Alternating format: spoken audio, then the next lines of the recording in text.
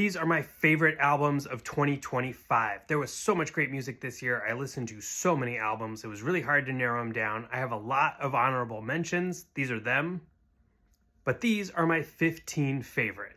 Number 15, Tyler Childers' Snipe Hunter. This album was such a breath of fresh air in the country music genre. I think Tyler Childers is such an interesting artist, and there is so much to sink your teeth into in this album. There is a song about going to India and studying the Bhagavad Gita. There's a song about who would be on your list of people to bite if you ever had rabies. It's just a really weird, all over the place record that I really connected with this year. Number 14, Freddie Gibbs and the Alchemist, Alfredo 2. I loved Alfredo. It was one of my favorite records of 2020. And I think this record, for the most part, lived up to the standard set by its predecessor. Freddie Gibbs just is one of the best lyricists out there, and there's so much depth and soul on this album. It's fantastic. Number 13, the Tisberries, A Still Life Revisited. This is a really cool rock band from Philadelphia that I actually know about from TikTok, and they've had a couple really great releases, but this album really stuck with me this year. I think the songwriting is really great, and it has this really broad, kind of Americana feel to it. Songs like Here Comes the Lonesome Dove, they almost remind me of like when the Killers were going for big Springsteen-esque anthems. Number 12, Sudan Archives, The BPM. This is Sudan Archives' third album, and I feel like it's her best. It is this really awesome love letter to Chicago house music and Detroit techno, but it's also kind of taking those influences and putting them through this R&B lens, but also kind of experimental and avant-garde. Just a really awesome record.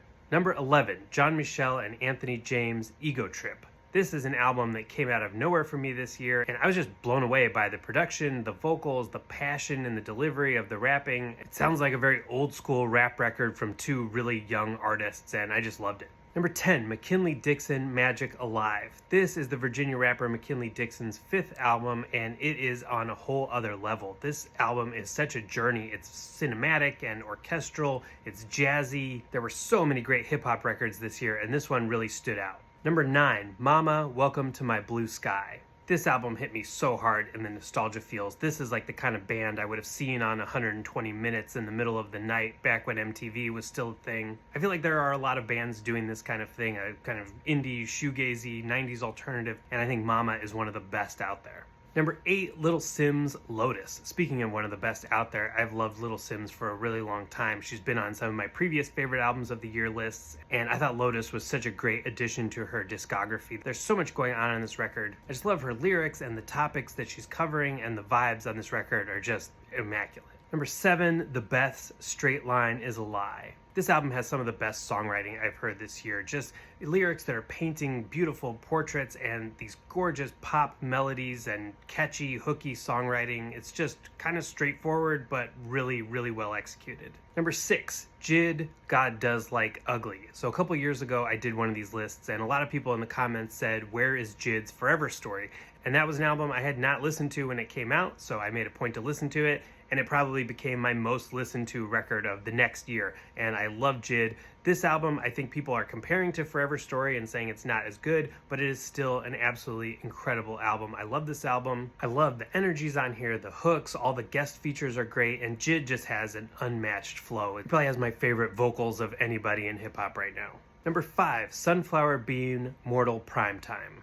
So this is a band that means a lot to me personally. I've been listening to them for 10 years, and this, I think, is their best album. It's an album that almost didn't happen because the band is kind of growing up, and they've been together for a decade. And a lot of bands, after 10 years together, they kind of go their separate ways. But I'm so glad that the band managed to come together, put out this record. I love all the ground that they cover and how they wear their influences on their sleeve, but manage to make something unique. It's like you could hear Black Sabbath and Fleetwood Mac and Belle and Sebastian and Alice in Chains. There are moments that are some of my favorite, just straightforward rock songs, and then there are absolutely beautiful, heartbreaking ballads. Just an amazing record by them. Number 4, Wet Leg, Moisturizer.